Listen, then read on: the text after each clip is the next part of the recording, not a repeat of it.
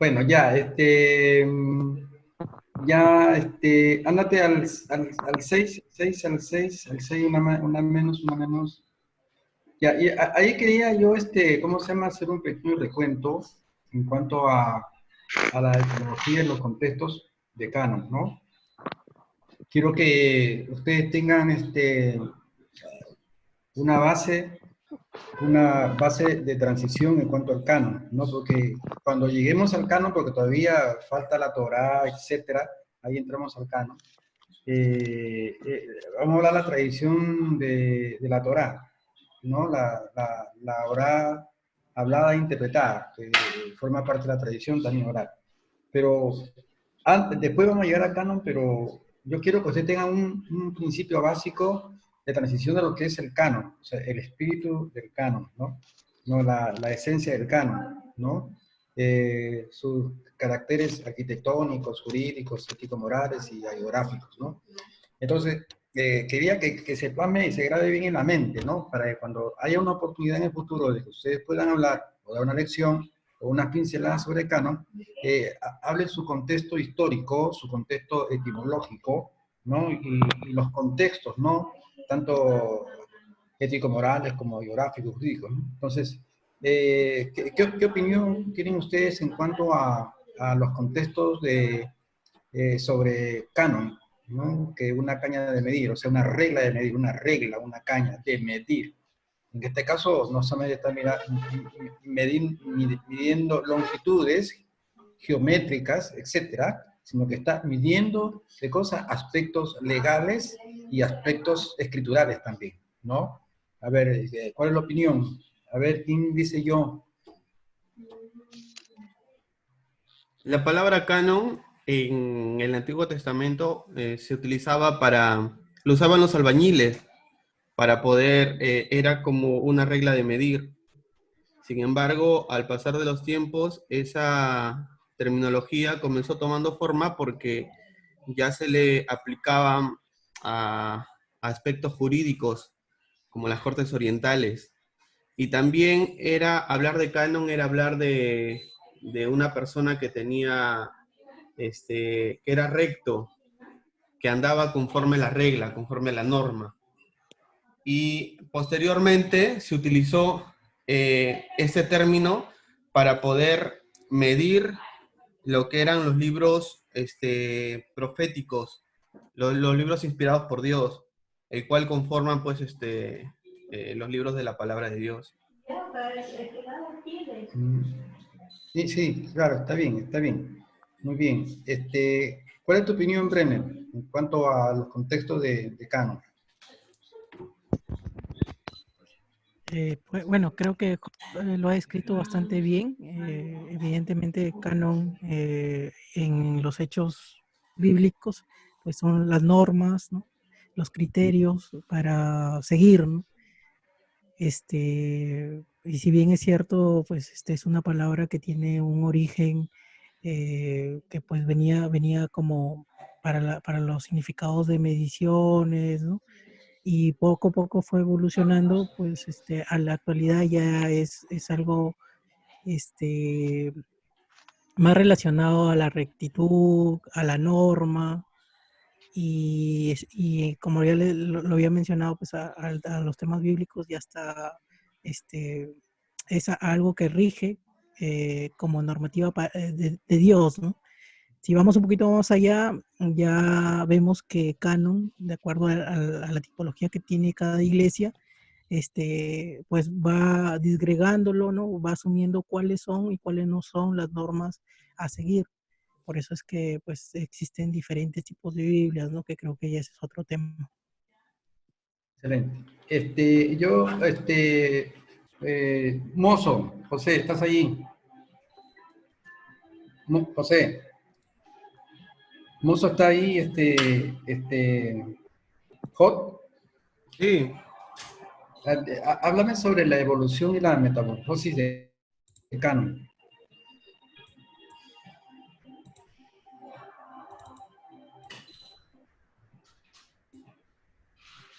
Hola, hola, pastor. Sí, quiero que me des un concepto, una idea sobre La evolución y la metamorfosis de Canon.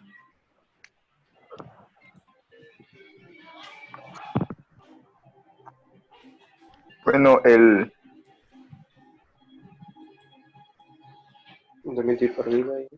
¿Mm? Sobre la evolución y la metamorfosis. Claro, sufre una especie de una metamorfosis porque mira cómo se comienza a transformar, cómo pasa, cómo muta, cómo el concepto canon muta, ¿no? Pasa del arquitectónico al jurídico, del jurídico al ético-moral, luego la guerra, ¿no? Comienza a mutar, una especie de evolución, de metamorfosis, ¿no? Así en un sentido figurado, ¿no? No, háblame sobre ello, ¿no? Comienza por orden, ¿no? Ya, claro, de la evolución primero vemos el canon en el contexto arquitectónico. En este caso lo usaban en Egipto, en Babilonia, en Roma. Usaban el canon como caña de medir. Los arquitectos usaban esto, era elemental para ellos.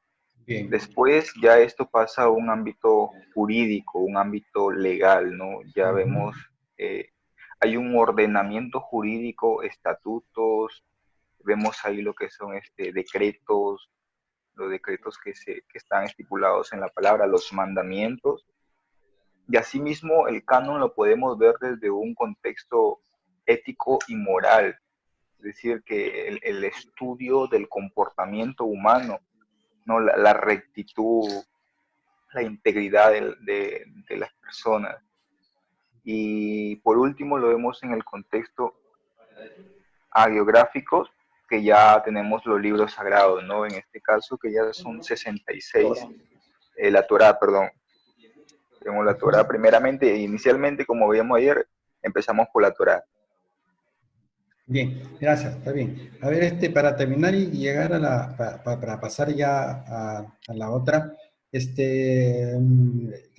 ¿cuál es el concepto, cómo defines tú la palabra griega compuesta hagiografía, Edgar? ¿Qué es la hagiografía? ¿O qué implica lo hagiográfico? En la palabra significa, en el término griego, Ajá, es escritor sagrado. claro, pero es una palabra compuesta, ¿verdad? Si una palabra griega, acá le apuntado, acá le tengo apuntadito. No, no se trata que esté apuntado, sino que tú lo puedas memorizar. Mira, escuchen. La grafía, agio, es sagrado, ¿no? Y grafía, escritura, etcétera, ¿no? Se trata de que nosotros podamos apuntar los conceptos que estamos nosotros exponiendo. Pero cuando estudiamos los conceptos, entonces los comenzamos a memorizar. Que la reunión de nosotros implica un poco de mnemotecnia, porque estamos en otro nivel de enseñanza. ¿Ves? Estamos a otro nivel de enseñanza donde se hace necesaria la memorización. No solamente que nosotros estemos compartiendo y las ideas las plasmemos al papel. Bien, está bien. Pero ¿cuántas ideas así tenemos en el papel y nunca hemos memorizado las ideas, ¿no? Para que en un momento de emergencia, en un momento de necesidad de poder aplicar o explicar o responder, ya haya una facilidad de no recurrir al papel, sino recurrir a la memoria. No, esto no lo hago con ningún afán de, ¿cómo se llama?, de incomodar, no, Dios me libre de tratar de incomodar a mis hermanos, no, sino que Amén, pastor, amén.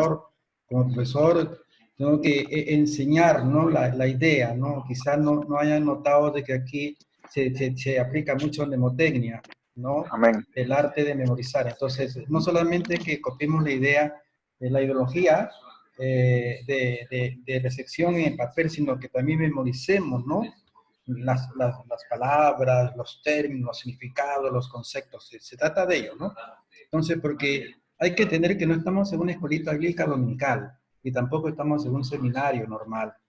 Estamos en una reunión donde tratamos de hacer las cosas con un poquito más de profundidad, con más tecnicismo, con más términos que tenemos que conocer, que investigar, que analizar y que memorizar también. Bien, seguimos a las 7J. Pastor, una pregunta, Dime. para que me quede claro porque no lo tengo claro aún. ¿El Tanaj era considerado como un canon?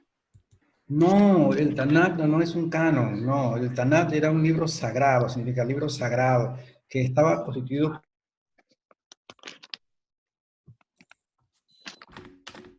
por 24 libros, ¿no? Libros del Antiguo Testamento que tenemos nosotros ahora, ¿no? Según el canon palestinense, porque el alejandrino tiene 7 apócrifos más.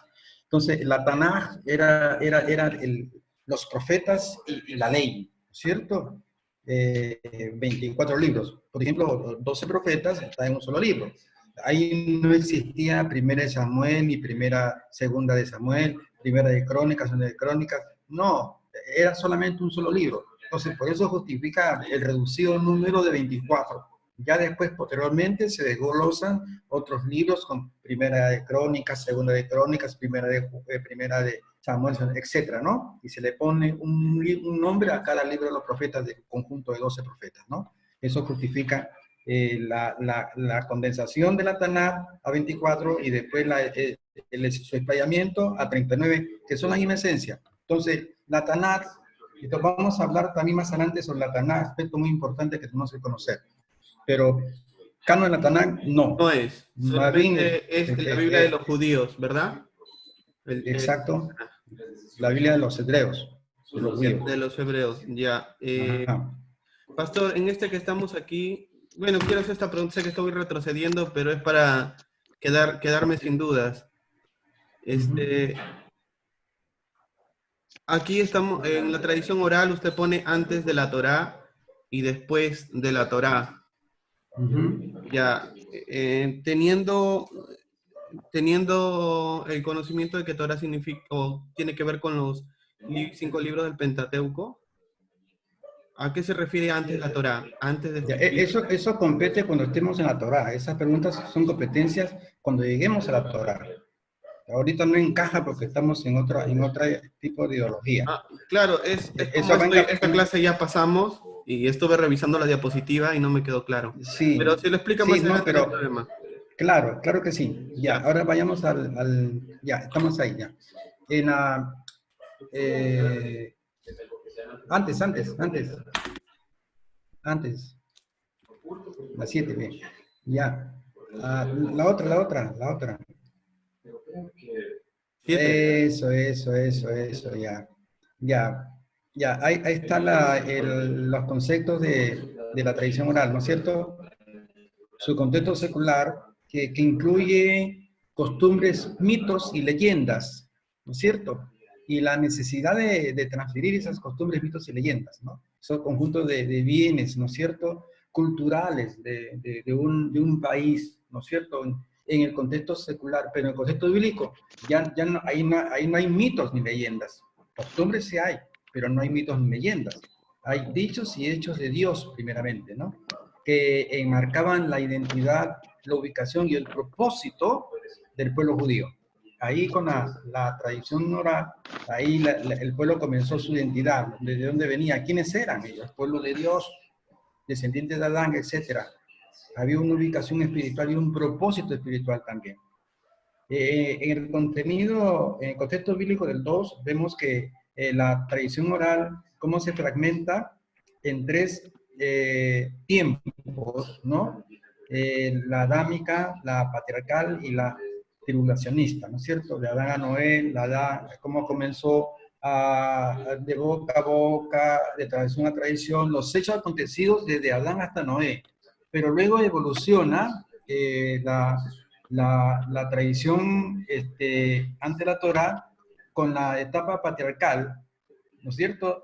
Desde Abraham hasta José. Desde Abraham a José ocurren muchos acontecimientos que iban a enriquecer la Torá, la tradición oral. Y luego las tribulacionistas, hay una esclavitud que también se aferraron a los consuelos, las promesas de Dios, etcétera, ¿no? Pero ahora pasamos a después de la Torá. El concepto después de la Torá oral, se refiere a de que una vez recibida, recepcionada la Torá, entonces tenía que transmitirse de manera oral. Ahora sí vamos al otro para explicar la Torá, la tradición de la Torá oral. Ya. Ahí vemos en la diapositiva el texto, ¿no? Y fueron Moisés y Aarón y reunieron todos los ancianos de Israel y habló Aarón acerca de todas las cosas que Jehová había dicho a Moisés y el pueblo creyó. Vamos a ver aquí un tipo de pirámide en la transmisión oral, que luego de que Moisés recepciona, ¿no es cierto?, las leyes, recibe todo el, ¿cómo se llama?, el espectro legal, entonces él comienza a transmitirlo a su brazo derecho. En ese instante, el que era el sumo sacerdote era Aarón, ¿no? Y los hijos de Aarón eran sacerdotes también, como eran sus hijos Itamar, ¿no?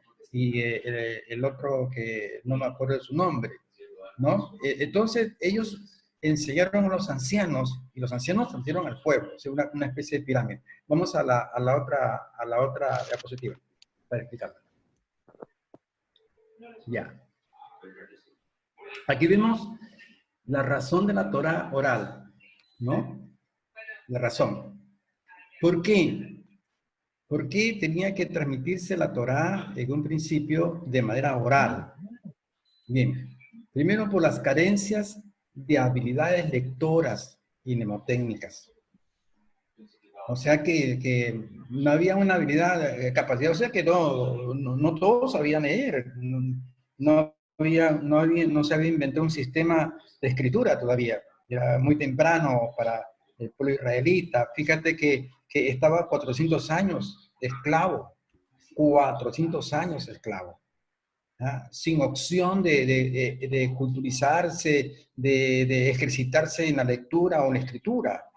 No habían medios ni mecanismos tampoco. Entonces, imposible escribir así de frente, y porque la gente no iba a poder leer ni tampoco escribir por razones de lectura, no sabían leer, escribir, etcétera, ¿no? Ahora, había 500,000 de habitantes, 500,000 de habitantes. Necesidad, por ejemplo, de 10,000 ejemplares, uno por cada 500 personas. O sea que para ese 500,000 de habitantes, ¿no? Y eso que tú, pues, no, 500,000, porque la Biblia dice que eran 600,000 de a pie. Ojo, ¿no es cierto? Bueno, pongo 500,000, ¿por qué? Porque ya entre hombres y mujeres y contar niños, ¿no? Entonces, para que cada grupo de 500 personas se le entregara un ejemplar, entonces había una necesidad de imprimir 10,000 ejemplares. O sea que imposible, no había imprenta. O sea que habían las razones por las cuales tenía que ministrarse la ley de Dios en un sentido oral. No podía ser de manera escrita, no por las razones que estamos exponiendo ahí. No. Entonces, ¿cuál era la estrategia de solución? La transmisión y propagación oral. ¿Para qué? Para cubrir estos defectos, estas tachas, estas taras, ¿no es cierto? Para poder llegar y comunicar la palabra de Dios. Ahí dice en Deuteronomio 11:18, por tanto, pondréis mis palabras, ¿en dónde? En vuestro, En vuestro corazón y en vuestra alma, ¿no? Entonces, esas palabras tenían que ser, cuando habla de ponerlas en el corazón y el alma, nos habla de que las leyes que iban a oír el pueblo de Dios tenían que ser grabadas, no solamente en un sentido mnemotécnico, sino en un sentido espiritual, ¿no? Vuestra alma y vuestro corazón. Entonces, grabadas en el interior, ¿no? Memorizadas, ¿no? Teniendo en cuenta cada precepto, cada ordenanza, cada ley, cada decreto, etc. ¿No? Entonces, esas eran las razones por las cuales tenía que darse sí o sí la tradición oral. A ver, comentarios. Tu comentario, Bremen.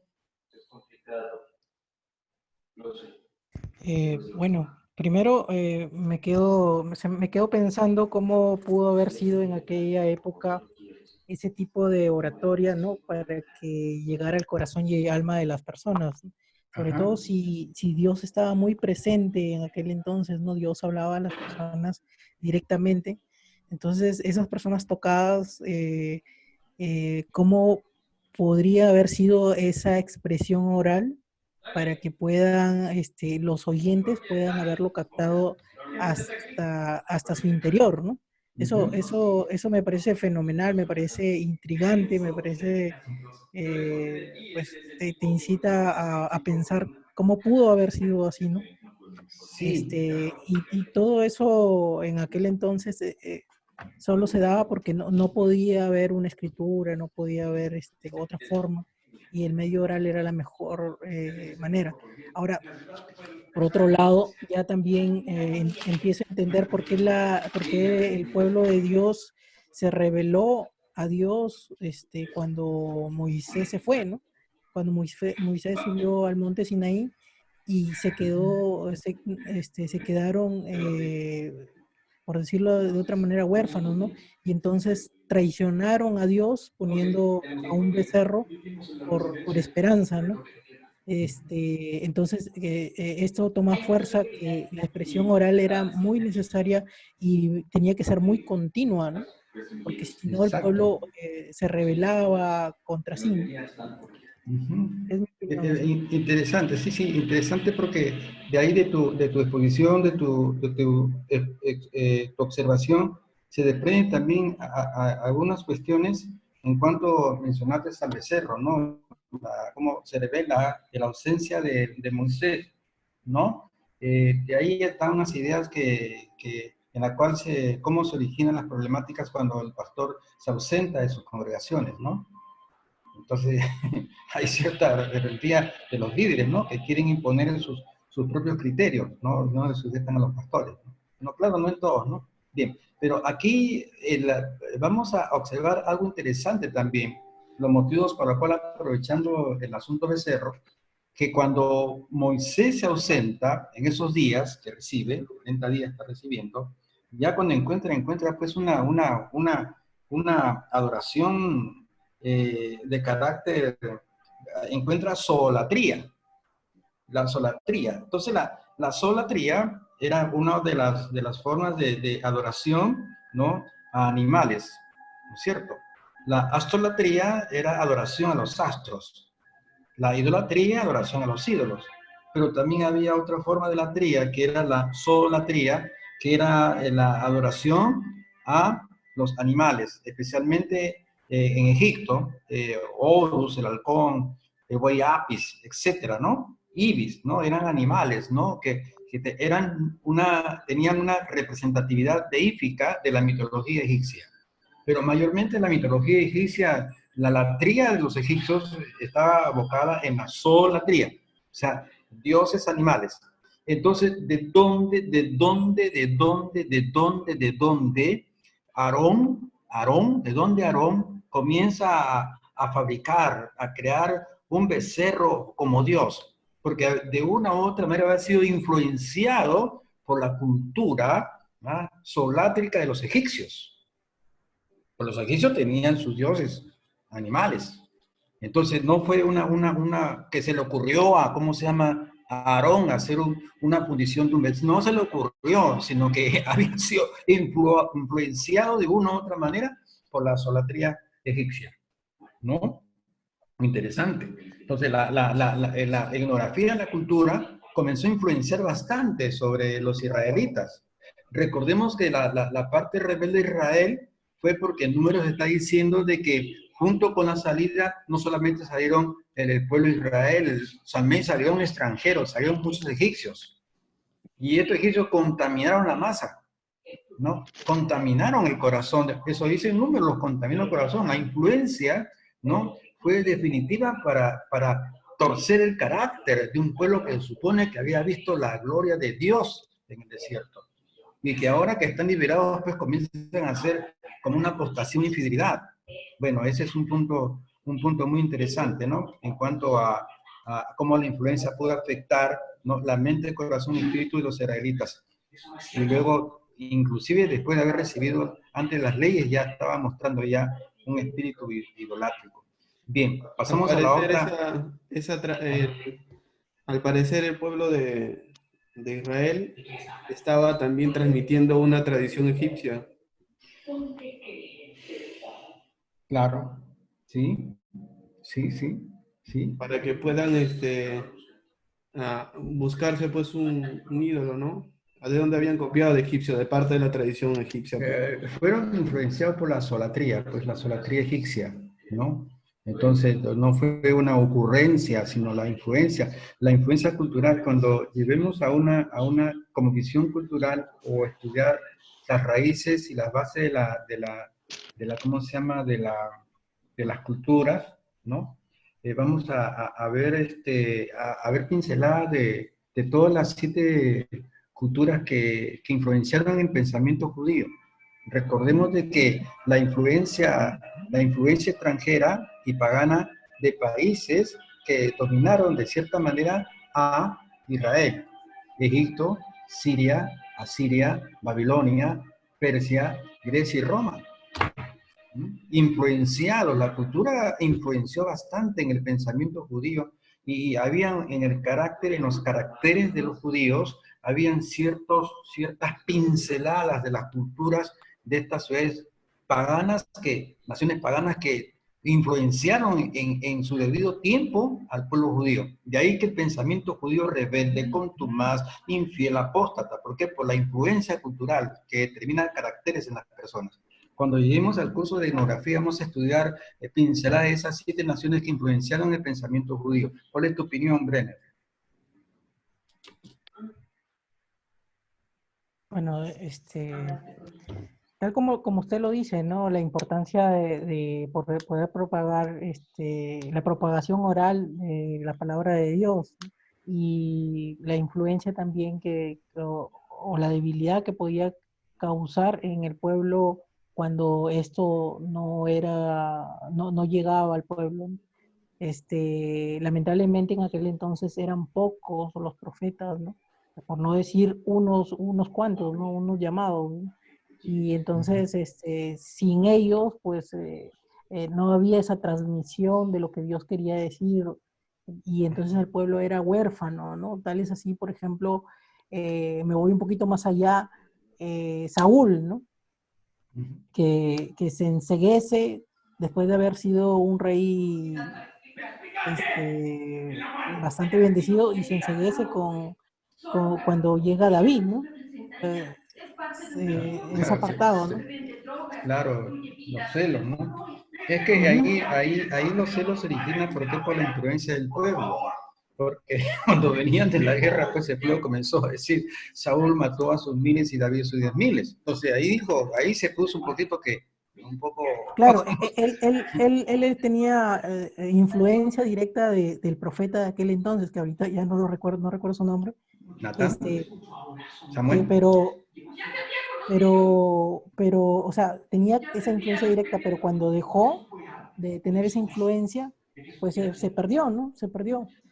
Entonces no recibía esa conexión directa, ¿no? No recibía la palabra de Dios, estaba enceguecido y finalmente, pues apartado de Dios, pues ya dejó todo de lado y Dios tuvo que tomar una decisión, poner a un rey recto, ¿no? Y en este caso, pues decidió por David. No sé si es el mejor ejemplo, pero quise decirlo porque la influencia directa, face to face, de un profeta hacia un rey, y toda su enseñanza puede llegar o me han dicho, la falta de esta puede llegar a oscurecer a una persona en aquel entonces, ¿no?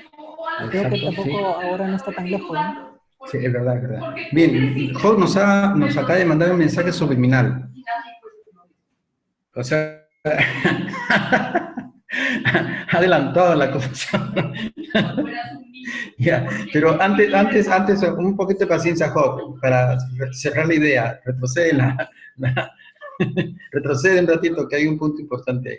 Ya, abajo dice, Deuteronomio 18, dice, por tanto, dice, pondréis estas mis palabras en vuestro corazón y vuestra alma. Ojo, que la palabra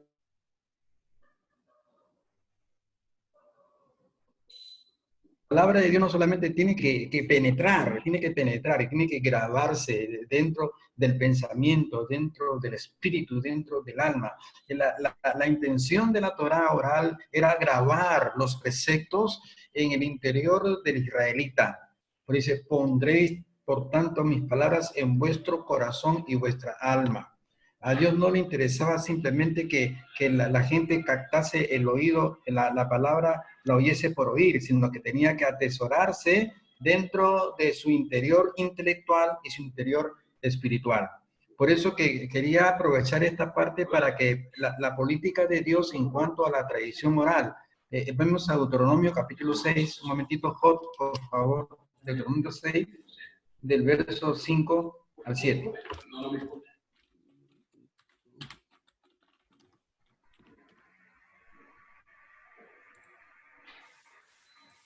Espere. ¿6 qué versículo? Del 5 al 7. Y amarás a Jehová tu Dios de todo tu corazón y de toda tu alma y con todas tus fuerzas. Y estas palabras que yo te mando hoy estarán sobre tu corazón. Y las repetirás a tus hijos y hablarás de ellas estando en tu casa y andando por el camino y al acostarte y cuando te levantes. Bien. Mira, estamos en el tiempo de la Torá oral. Aquí donde se transmitía la Torá. ¿Por qué? Por las razones que nosotros ya estudiado, analizado. Pero acá le dice el 5, amarás a Dios de todo tu corazón, de toda tu alma y con toda tu fuerza. ¿No es cierto? Ya. Y estas palabras que te mando estarán sobre tu corazón. ¿No es cierto? Y la frase corazón, como la palabra carne, abrazaba toda la integridad interior del ser humano. La palabra corazón abrazaba la intelectualidad. La palabra corazón abrazaba la afectividad y la palabra corazón abrazaba la espiritualidad. Tocaba el intelecto, tocaba el afecto y tocaba el espíritu, la espiritualidad. Entonces, que fíjate que antes de poder transmitirlas, el oyente, el creyente, el devoto judío, que en el desierto, en las carpas, escuchaba la transmisión por parte de los ancianos de la ley. ¿Ah? Entonces, esas palabras tenían que ser grabadas primeramente para poder luego ser transmitidas, porque en ese tiempo todavía era la tradición oral.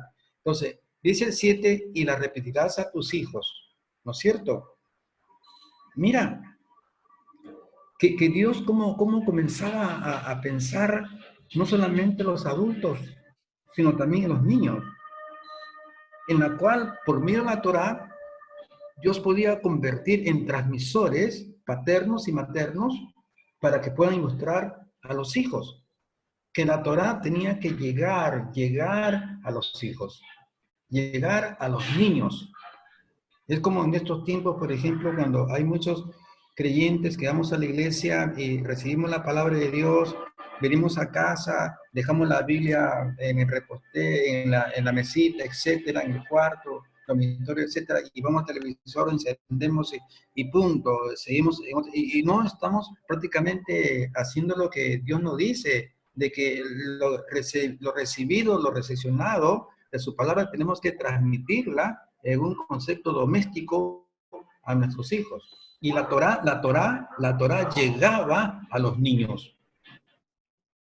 La Torá llegaba, los mandamientos llegaban a los niños. Y los niños israelitas tenían de memoria los 10 mandamientos básicos de la ley de Moisés. Ahora tú preguntas a nuestros hijos, a ver los 10 mandamientos, a ver si lo van a memorizar. Se han perdido muchos principios. Y la Torá servía no solamente para que la pudieran oír los judíos o los hebreos, sino para poder transmitirla. La Torá era transmisible, era recibido, primeramente recibe Moisés. Moisés se la dan a Aarón, Aarón se la da a sus hijos, a Itamar, se la dan luego los ancianos. Y los ancianos comienzan a compartir la palabra de Dios a los otros ancianos de carácter biológico para que los padres de familia transmitan transmitan la palabra a sus hijos. Ahora, vamos a la escala vamos a la escala aquí, pero antes a ver Enoch, amado, a ver, ¿cuál es tu opinión en cuanto a esta transmisión de la Torá? A ver, Samir.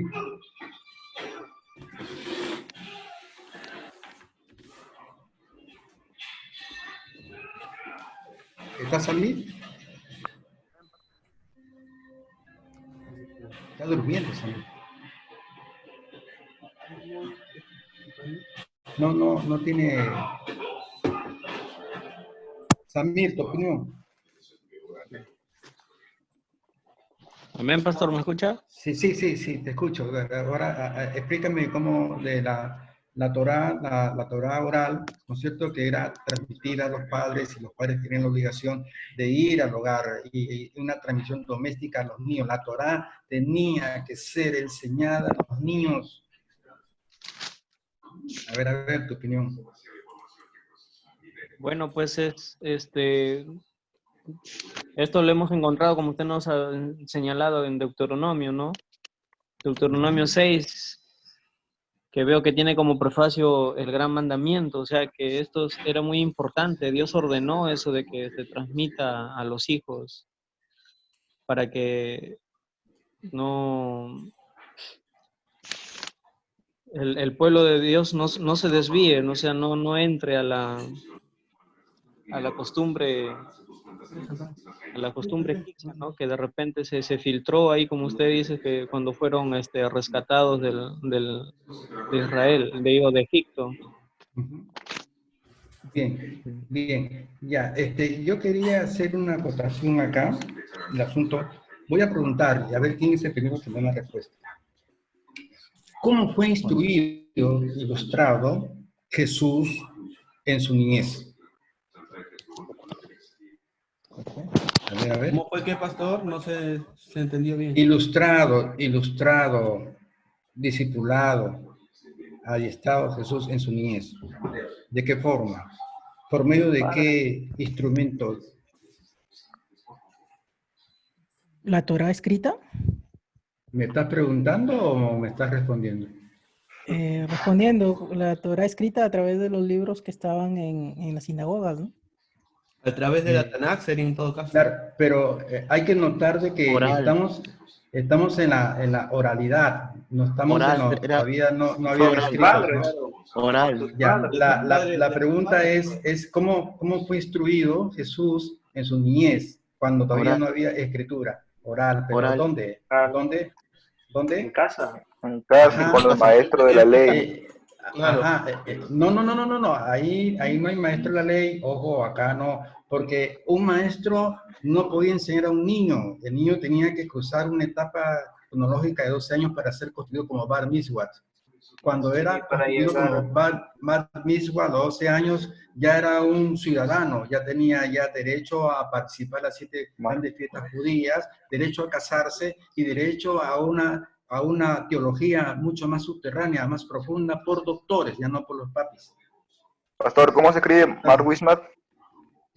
Bar Wismat, B-A-R-T, Bar Mitzvah, M-Y-Z-W-A-H, Bar Mitzvah.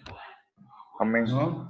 Ya. Entonces, vayamos un poco, por favor, al libro de Isaías, capítulo 7, verso 14 y 15.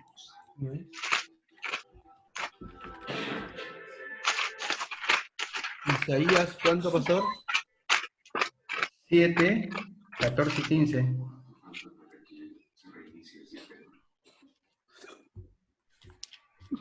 Por tanto, el Señor mismo os dará señal. He aquí que la Virgen concebirá y dará a luz un hijo, y llamará su nombre Emmanuel. ¿Sigue? Comerá mantequilla y miel hasta que sepa desechar lo malo y escoger lo bueno. Ahí está. ¿Se está refiriendo a quién? Jesús. A Jesús, ¿no? En su etapa de transición cronológica, Sí. dice que tendría que comer mantequilla y miel. Ojo acá, de que esta palabra de aquí, mantequilla y miel, no es literal, Ojo. El texto tiene un contexto no literal, sino figurado. La mantequilla y la miel son partes, estaturas teológicas. La mantequilla, ¿de qué sale? ¿De dónde sale la mantequilla? La leche. De la leche. Y habla de leche espiritual, ¿verdad? La mantequilla está refiriendo a una teología en su carácter de transición, en su carácter primario, ¿no? En la lechecita espiritual. Y la miel ya es un tipo de la palabra, como David dice, he probado tu palabra y le he hallado más rica que la miel. O sea, es la palabra en una categoría más subterránea, más profunda.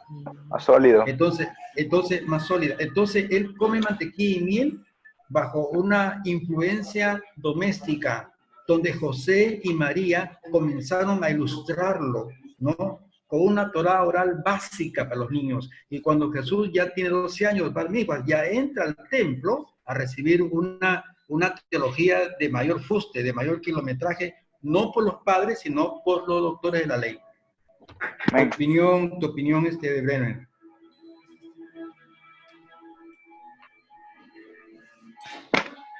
Bueno, una vez más, la Torá pues fue muy importante, ¿no? Hasta la época de Jesús. Pues, la verdad, yo no lo tenía claro hasta ese punto. Pero fue muy importante para que todo el pueblo, desde épocas antiguas hasta la época en donde ya se pudo tener una Torá escrita, que para que todo ese conocimiento y tradiciones bíblicas y normas bíblicas puedan ser pues expresadas hasta las generaciones futuras, ¿no? Pues fue la herramienta de aquel entonces, ¿no? Y la pudieron pues mejorar y de seguro pues la forma como la expresaban para que no se perdiera pudo haber tenido matices peculiares. No, eso sí no me lo imagino ahora, pero pudo haber cierta sofisticación para poder decir las palabras sagradas en aquel entonces, ¿no? Claro, pero ahora podemos entender ahora por el estudio de la Torá oral, podemos entender las características espirituales, ¿no? Tanto de José como María, ¿no? Que Dios no se equivoca en elegir las personas que serían gravitantes, ¿no? En la historia bíblica, ¿no? Que era José y María, eran devotos de Dios, que ellos guardaban en su corazón la Torá, en su mente, ¿no? La vivían, la practicaban y enseñaban con el ejemplo. Lo que está diciendo Deuteronomio y lo que dice Éxodo, que estas palabras que traen tu corazón y la vas a ver en tu mente, en tu corazón, ¿qué implica? Implica una experiencia práctica, una praxis, ¿no? Una práctica, una vivencia de la palabra para poder enseñarla. José y María eran devotos que vivían la Torá, que practicaban la Torá y tenían autoridad para enseñar la Torá porque la condición para enseñar la Torá era la vivencia de la Torá. Por eso dice, estarán en tu corazón, dice el Padre. Y luego la vas a repetir, en el caso de tus hijos. Que la Torá tenía una fuerza de carácter obligatorio, que hoy huelga en las iglesias. Hoy huelga en las iglesias esa obligatoriedad de que los padres que asisten a las congregaciones, ¿no? Comiencen a recibir el mensaje, pero tienen que ir el mensaje y luego transmitirlo a los hijos también, ¿no? A ver, opiniones. Yo quisiera agregar algo ahí. Estuve pensando en que, como usted mencionaba, ¿no? Que era tan rígida, era algo que tenían que saberse sí o sí, ¿no? Que llevarlo en sus corazones, tanto que se volvían cerrados, ¿no? O más bien dicho, muy estrictos en el cumplimiento de esto. Y solo se me venía a la mente el día en que Jesús conoció a la prostituta que iban a apedrear, ¿no? Entonces eran personas muy rígidas que decían, la ley dice que se tiene que apedrear. Entonces se volvían enceguecidos y tenían que obedecerla tal cual. No había tomar un criterio del porqué de las cosas, ¿no? Entonces Jesús viene y les dice, ¿no? El que está libre de pecado, tire la primera piedra. Entonces, Jesús vino a quebrar esas leyes rígidas, ¿no? Sino a decirles a los hombres que actúen con bondad, que actúen con el corazón, que actúen con amor, ¿no? Pues es algo muy, muy interesante. Jesucristo vino al mundo a cambiar muchas cosas, ¿no? Exacto, exacto. Interesante. Bien, entonces estamos viendo detalles y hay mucho más por ver por los efectos de la Torá, ¿no? Que era prácticamente algo muy, muy hermoso Comentario. en su administración, que yo decía, tiene que estar, oye, no solamente de oído, sino guárdala acá y acá en el corazón, vive la práctica y luego, papito, me enseñan a tu casa a mis niños, a mi herencia, ahí las formas, las preparas, los capacitas, con la Torá oral. Qué tremenda responsabilidad. Dios no perdía detalle, la palabra tenía que llegarse a los hogares también, a los niños, y eso se ha perdido en la mayoría de las iglesias. Bueno, ahora sí, pasamos a la otra diapositiva, ahora sí, Jorge. Ahí está. Ya. Pásala. Allá. La otra. Listo. La pirámide. Ya. Ahí está. Pirámide de transmisión y propagación de la oral. Moisés es el líder mayor. La recibe, la transmite a Aarón, que era el sumo sacerdote, y a los hijos Itamar y Elazar, que eran sacerdotes comunes. Y estos a los ancianos. Y los ancianos se decía, ¿por qué? Porque no tienen un contexto cronológico, sino un contexto espiritual, maduros de fe y entendimiento. Eran los ancianos. Le dice, reúneme 70 varones de los ancianos de Israel, que tú sabes que son ancianos del pueblo.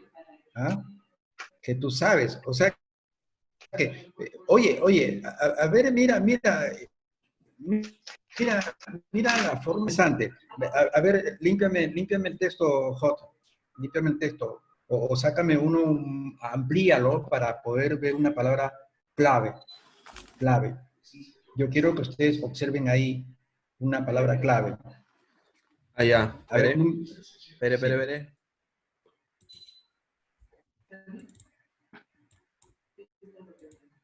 ¿Ahí? Ya. Es que la palabra clave está oculta. Mejor porque no la saca, agárrala, ándate al Deuteronomio, a número ya. Ya sé ya. Números, voy acá. 11, 16. Ya. Ponla, por favor. 11, 16, 17. A ver, quiero ver las capacidades mnemotécnicas. A ver. Ya. 16, 17. No, 16. Ahí va, 16. Ya. Ahí está. Ya. Dice, entonces Jehová dijo a Moisés, reúneme 70 varones de los ancianos de Israel que tú sabes que son ancianos. ¿Puedes subrayar esa frase, que tú sabes que son ancianos?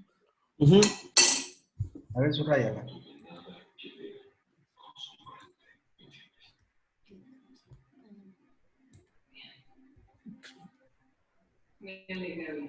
Ya, ahí nomás.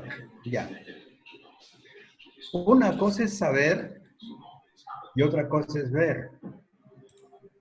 Acá le dice que tú sabes que son ancianos.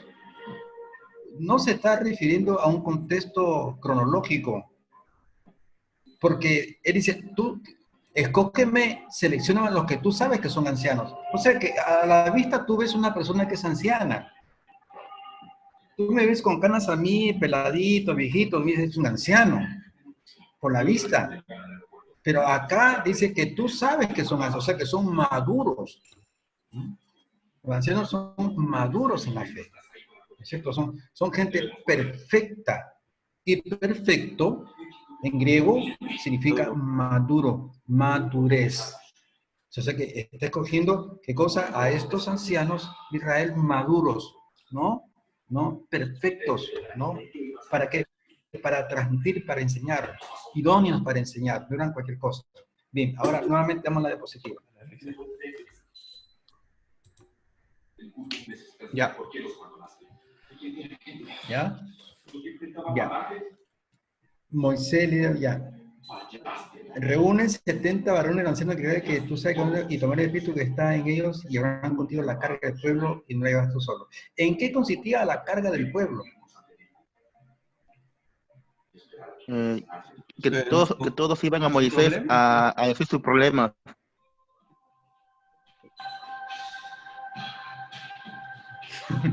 Bueno, la carga del pueblo era la problemática en sí que tenía, ¿no? Eran 600.000 israelitas. Una es de que de cada 1.000 familias, una familia tenía problemas. Eran 600 problemas. Ponle cada 10.000 familias, eran 60 problemas que tenía que atender Moisés por día. Suponiendo de que cada 10.000 personas, uno presentaba una queja ante Moisés. Y Moisés tenía que encontrar la solución utilizando los decretos y las normas de la Torá. Ese hombre, ¿a qué hora almorzaba? ¿A qué hora desayunaba? ¿A qué hora descansaba? ¿A qué hora iba al baño y hacía su huequito allí y cubría sus pies? Iba a desfallecer. Aarón, su suelo, le dice, oye, ¿qué estás loco? Tú te vas a volver paranoico, vas a desfallecer. ¿Qué te pasa? Ya el Señor ahora le dice, reúneme 70 ancianos de Israel, que tú sabes que son maduros y perfectos. Y tomaré el espíritu que esté en ti y la pondré sobre ellos y llevarán contigo la carga del pueblo. Yo pregunto acá, ojo acá, pregunta del millón. Tomaré del espíritu que esté en ti y la pondré sobre ellos. ¿Qué significa el hecho de que Dios iba a tomar del espíritu que había en Moisés para transmitirlo allá a los 70 ancianos? A ver, quiero ver, a ver, ideas. Su ¿Qué sabiduría, podría pastor. significar? Su sabiduría. A ver, esa es la opinión de Job. A ver, otras opiniones. También espíritu de sabiduría. Su sabiduría. A ver. A ver.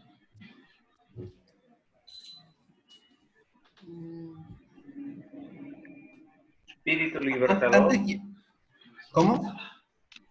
¿Cómo? Antes quisiera advertir algo, ¿ya? Una cosa es el conocimiento y otra cosa es la sabiduría. El conocimiento tiene que ver con un conjunto de conceptos, ¿no? Que uno llega a conocer y memorizar. Pero sabiduría es saber aplicar con precisión cada uno de estos conocimientos. Pastor, creo yo que es un conjunto de varias cosas, ya que Moisés había sido preparado para ser rey. Ahí estás mejor. ¿Por qué? Porque Entonces, solamente hablar estás de... clasificando, claro, estás hablando de un aspecto intelectual, que es bien, pero habían otras cosas más. Por ejemplo, vamos a ver lo que está diciendo el libro de Job. A ver, el libro de tu tocayo, en el capítulo 32. Job. Amén, dígame. ¿Sí? ¿Qué versículo? Ya, a ver acá en el versículo, en el 33, 4, 32.8 mejor, 32.8. ¿Qué dice? De cierto, tú dijiste a oídos míos. 32.8. 32.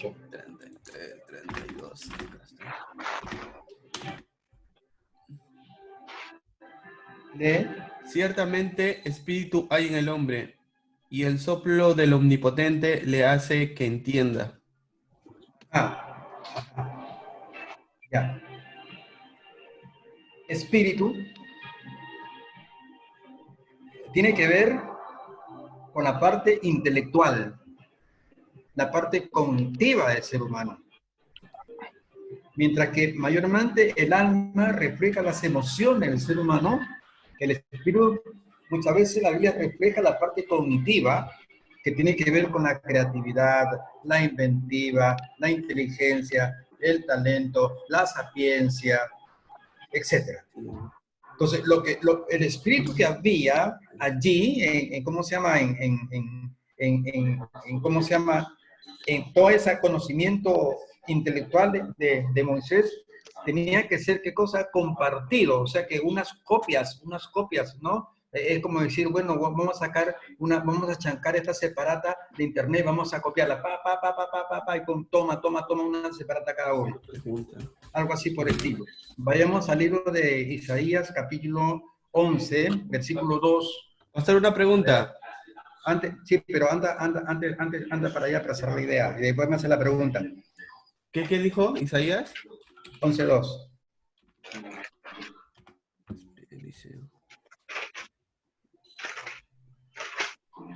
¿Qué dice? Y reposará sobre él espíritu de ¿qué cosa? De sabiduría,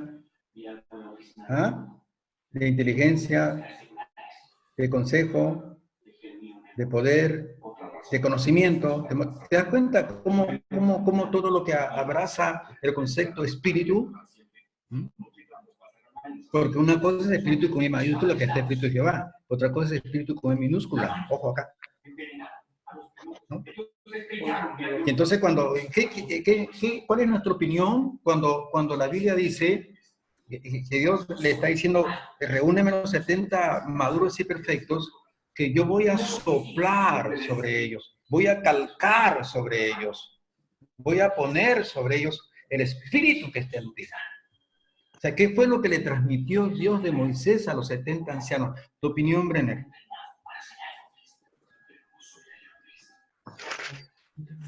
Sí, justamente este versículo engloba todo lo que es el espíritu, ¿no? En este caso lo que tenía Moisés, y eso era lo que tenía que repartirle a todos los ancianos que consideraba como ancianos, para que tengan esa misma visión de Moisés y puedan ser retransmitida al pueblo.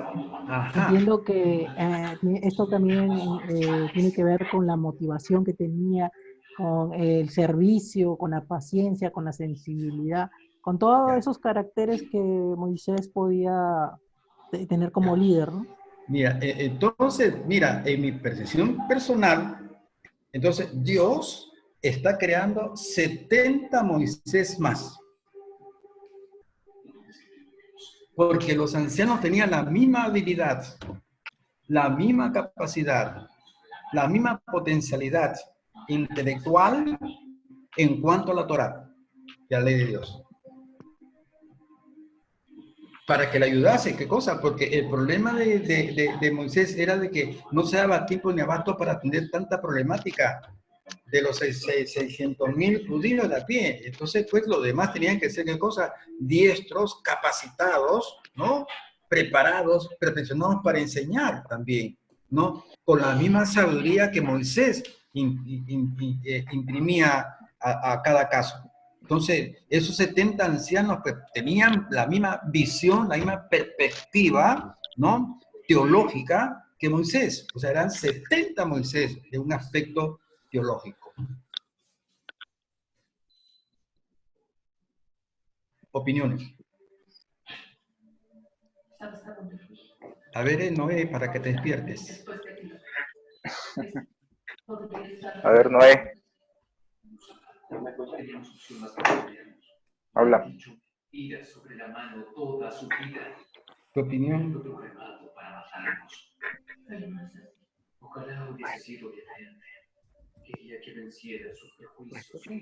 ¿Escucha? Sácalo. Sácalo y habla. ¿Aló? ¿Me escuchan? Sí, te escuchaba. ¿Tu opinión? tu opinión en cuanto a lo que Dios transmite de Moisés a los 70 ancianos. Bueno, mi opinión es que fue muy importante el accionar de Dios ahí, porque sí o sí, como usted dice, esos 70 ancianos iban a hacer una copia de Moisés, porque ahí le dice, tomaré del espíritu que está en ti. Habla en términos completos, ¿no? No dice tomaré parte de tu espíritu, sino se dice tomaré el espíritu que está en ti. Ahora Kevin trabaja con el alcalde, deja estudiar medicina gracias a nosotros.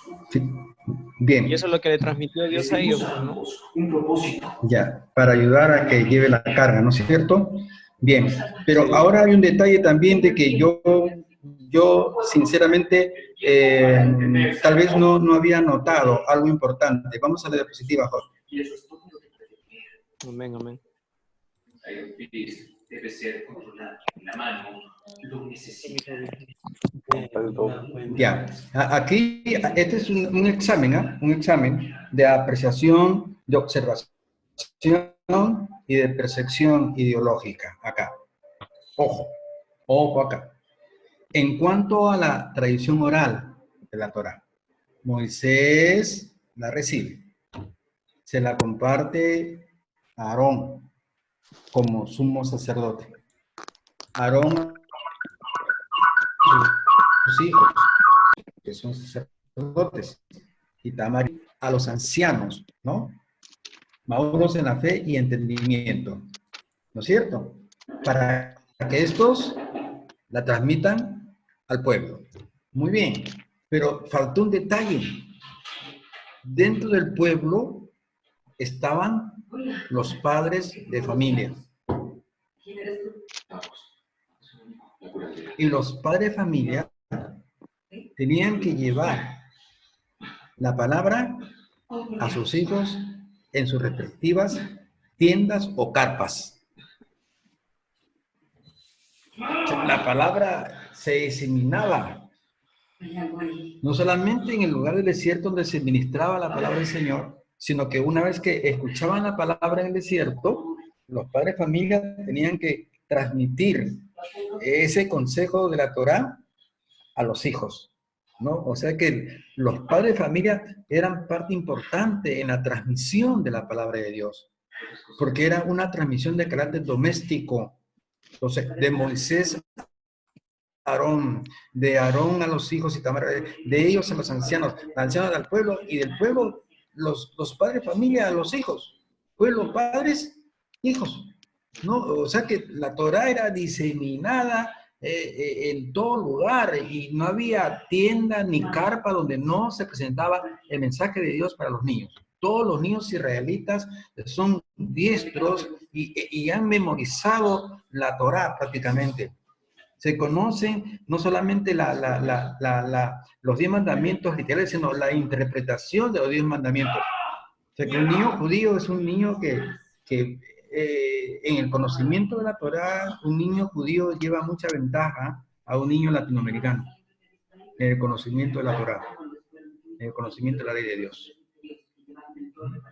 Interesante. Interesante. La importancia de la Torá oral. Ahora, vamos a la otra parte. Pastor, una pregunta. Dime. ¿Estos ancianos, pastor, eran los jueces que Moisés escogió? Claro, pues porque tenían que legislar. ¿Qué hace un juez? Un juez legisla. ¿Y bajo qué argumento legisla un juez? Bajo un argumento legal. Leyes, decretos. Por lo tanto, que estos ancianos pues tenían una responsabilidad de carácter judicial en ese sentido, de hacer ley, ¿no? De aplicar ley, ¿no es cierto? Eran como una especie de jueces, porque tenían que determinar justicia a través de la Torá. A ver, eran lo mismo, pastor, que habla Éxodo capítulo 18, cuando Jetro le va y aconseja a Moisés que cojan a jueces. Claro, lo mismo, que es el mismo consejo, porque suponte de que ya Dios le había dicho, había escogido los 70, ya estaría de más el consejo de Jetro. Jetro lo aconseja, pero luego Dios le confirme la necesidad de que tenía que ser transmitido el conocimiento para que otros ayuden en su responsabilidad legal. Es casi lo mismo. Pero no se da en Jetro, sino se da en el Señor. Jetro simplemente le da un consejo. Pero ¿de qué le valdría el consejo de Jetro si Dios no impartía el espíritu que había en Moisés en los 70 ancianos?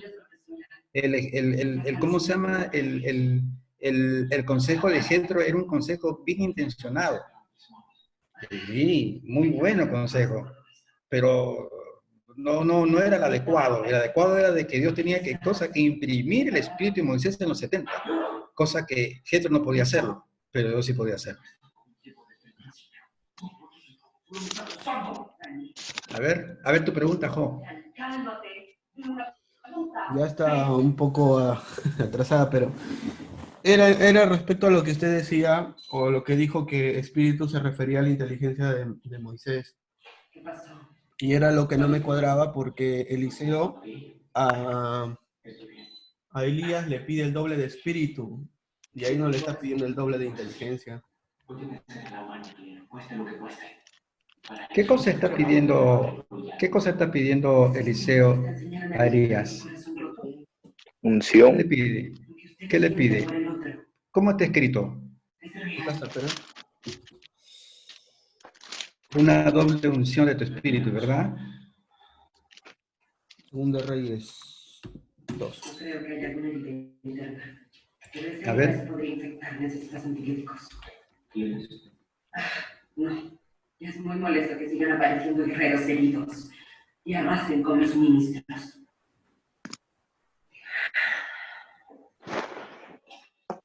Ven. Está ¿Ya? un poco más limpia. Un amigo la dejó aquí. Ya, no lo busques, simplemente la palabra clave. Le pide una doble unción de tu espíritu. A ver, Edgar, tú que eres más arriesgado, ¿qué entiendes en la petición de Eliseo? Dame una doble porción de tu espíritu. ¿Qué entiendes? ¿Qué le está pidiendo? Su poder, todo lo que él tenía, su conocimiento, todo. No, te estoy diciendo específicamente qué implica doble porción de tu espíritu. ¿Qué le está pidiendo?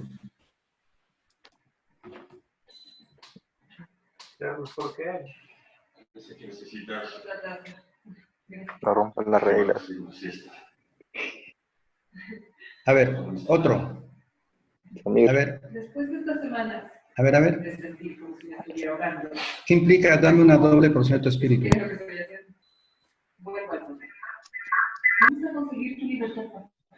A ver. A ver, Job. Mucho más que eso. Job. Esa era justamente mi pregunta. Ah, ya. Y yo creía que la sabías. No, mira, porque... El tema fue por... mi pregunta nace a raíz de que usted dijo que se refería a la inteligencia, cuando dice que parte de su espíritu le iba a dar a los 70, que usted dijo que era referible a su inteligencia.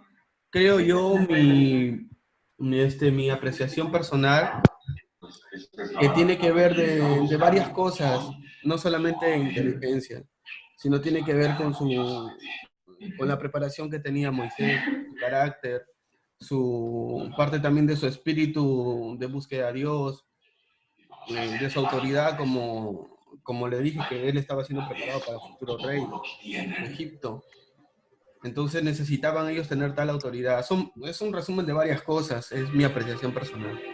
Entonces, claro, pero usted cogió esa palabrita espíritu. Ya, espíritu más se centra en lo que Dios le da lo que tenía Moisés. ¿Cuál era la función de Moisés? Moisés era legislar. Entonces, ese espíritu legislativo es lo que Dios sopla sobre los 70 ancianos. dentro del marco de ese carácter legislativo estaba el conocimiento de los decretos, las leyes, las ordenanzas y la habilidad para poder aplicarlos con precisión y justicia. Todo ese conjunto de pormenores es lo que deposita Dios en cada uno de los 70 ancianos. Entonces, la pregunta que tú haces no tiene mucha relación con lo que solicita Eliseo Elías. ¿Por qué?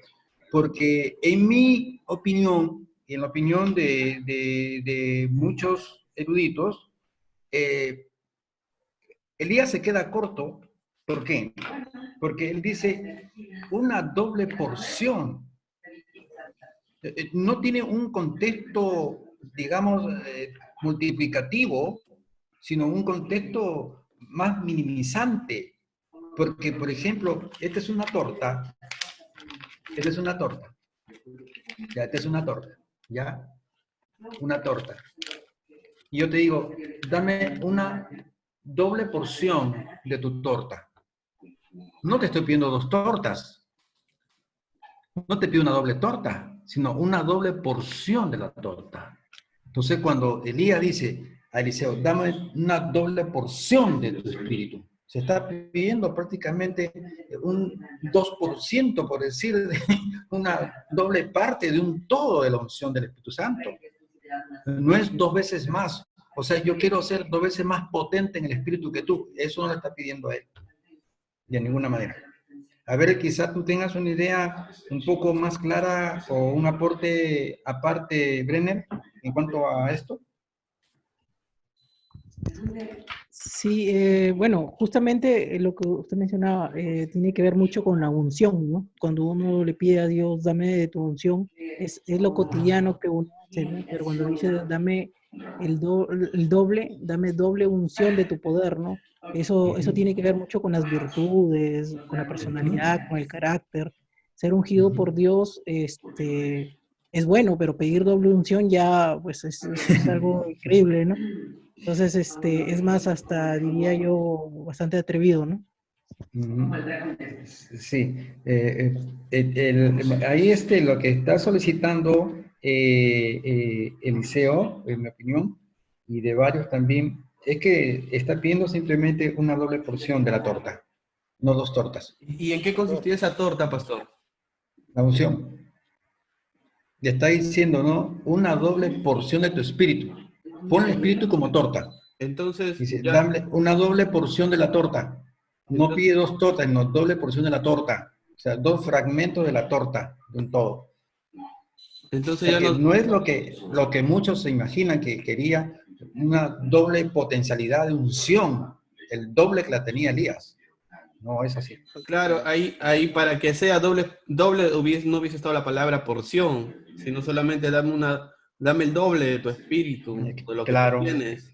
Claro, semántica. Sin embargo, ya creo que la mayoría hemos apreciado que esa palabrita espíritu tiene aplicaciones en diferentes ámbitos. En este caso es unción, en otros casos es sabiduría, en otros casos es autoridad, en otros casos es inteligencia.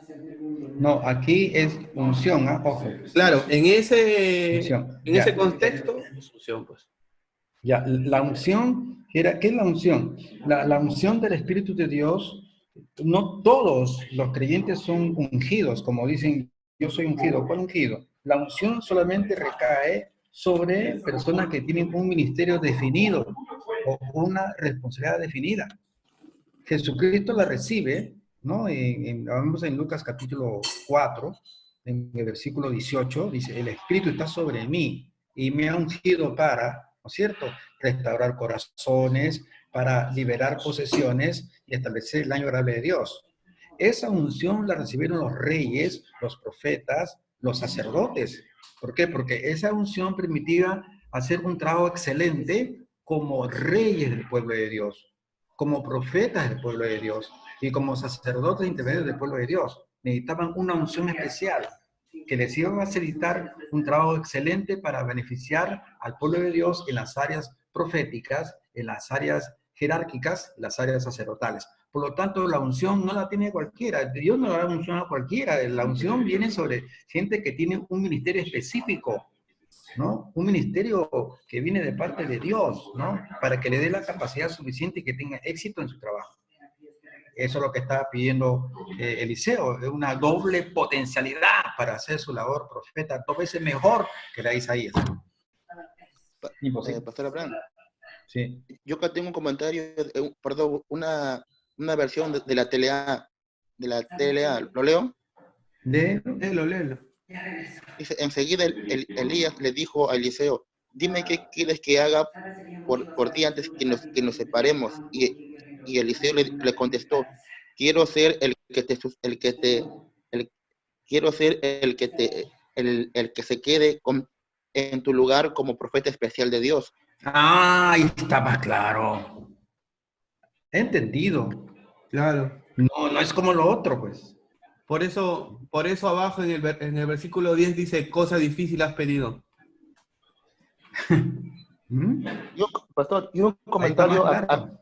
y un comentario habla así, ve, hacer esta petición, Eliseo expresaba un deseo de ser heredero espiritual de Elías, ya que una doble porción era la parte reservada al hijo mayor o al primogénito. Ajá. Sí, es correcto. Interesante, Pásame el Es link. correcto. Pásame el link, Edgar. Es correcto. Lo pide en un sentido figurado, ¿no? Una doble porción. Ahí explica mucho mejor. Porque los que recibían la herencia, el hijo mayor, ¿qué recibía? Doble porción. Entonces, en ese sentido, está pidiendo una doble porción de tu espíritu. Pero el autor no está escribiendo eso. ¿Qué escribió el autor? A ver, repite. Que quería ceder su lugar, quería que él sea el profeta. Ya, no habla de porción, ¿verdad? No habla.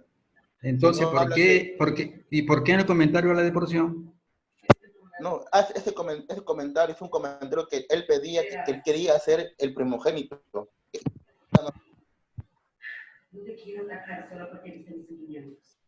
Bueno, ya, son comentarios Creo que ya muy quedó interesantes. claro y podemos continuar con las clases. Sí, bien. Ahora vamos entonces a la otra parte.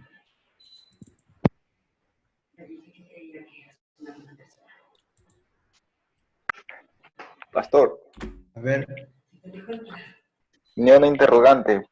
ajá, dile. En ese tiempo, ¿cuál era la diferencia de un decreto, un estatuto, un mandamiento? Ya. En e- Había los mandamientos matrices, los mandamientos matrices estaban en el decálogo. En el decálogo. Entonces, del mandamiento matriz se desprendían los decretos, ¿no? Los mandatos, las leyes, etc. Por ejemplo, el mandamiento matriz decía, honra a tu padre y a tu madre para que te vaya bien, ¿no es cierto? Que es el primer mandamiento con promesa. ¿Qué pasaba cuando el israelita no cumplía con esta responsabilidad? A ver, vamos a ver acá Éxodo 21, versículo 15. A ver, Job. Ya. 15 al 17. ¿Qué pasaba?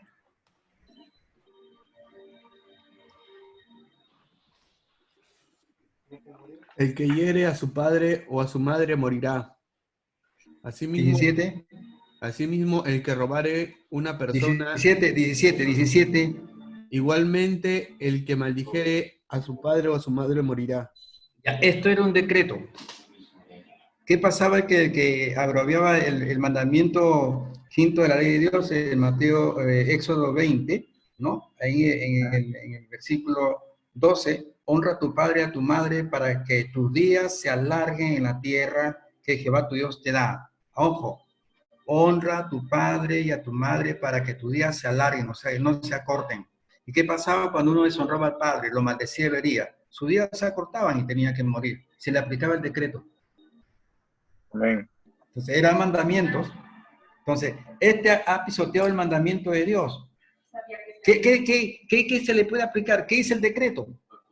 El decreto decretaba de que tenía que ser muerto a pedrada, a cortarle la vida conforme a la advertencia, porque acá hay una advertencia implícita en este mandamiento que dice, honra a tu padre y a tu madre para que tus días se alarguen.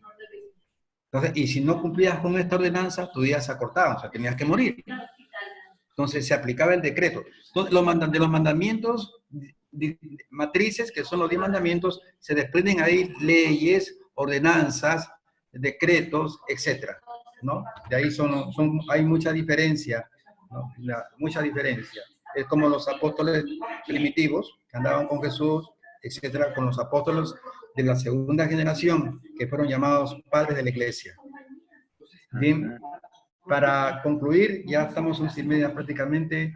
¿Cómo cierras tu comentario, Brenner?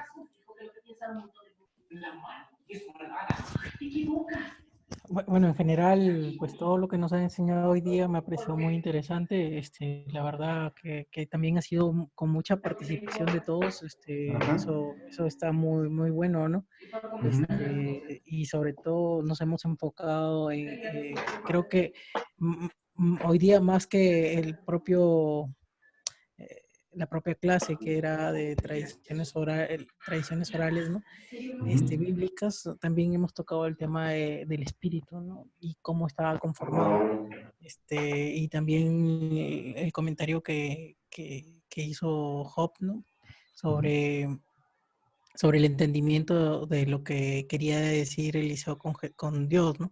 De Edgar también el comentario muy bueno sí, de Edgar. Sí, y creo que todos, ¿no? Pues esta participación del Torah oral, ¿no? O esta herramienta que se usaba antiguamente, pues, era una herramienta que tenía bastante disciplina y que se dirigía generación a generación y tenía una pirámide estructurada de transmisión. De transmisión, es correcto. Sí, excelente. Sí. Bien, gracias. Más bien quería recalcar que, que la metodología y la estrategia de enseñanza de estas reuniones, ¿no? Tiene que ver de que cada participante tiene que estudiar de manera aislada los puntos que estamos tratando. Por ejemplo, si hay una idea excelente en cuanto a la Torah oral, o una idea excelente en cuanto a lo que implica transmisión del espíritu, tráigala mañana. Entonces, eso va a enriquecer nuestro conocimiento. Porque yo no soy una biblioteca, por si acaso, yo tengo limitaciones. ¿Ah? Tengo limitaciones y me gustaría también aprender con una idea que ustedes traen de otros escritos, de otros pensadores, de otra gente que tienen el Espíritu Santo de Dios. Me encantaría que ustedes colaboren para enriquecer más mi conocimiento. Se trata de que todos pongamos nuestra idea y perfeccionemos, potencialicemos la idea. Se trata de ello, que seamos gente pensantes, gente que captamos la idea y la memorizamos, ¿no? Para poderlas aplicar en nuestras vidas o de manera de enseñanza a otras personas. Bien, gracias por su participación. Que Dios les bendiga y mañana estamos aquí a la misma hora.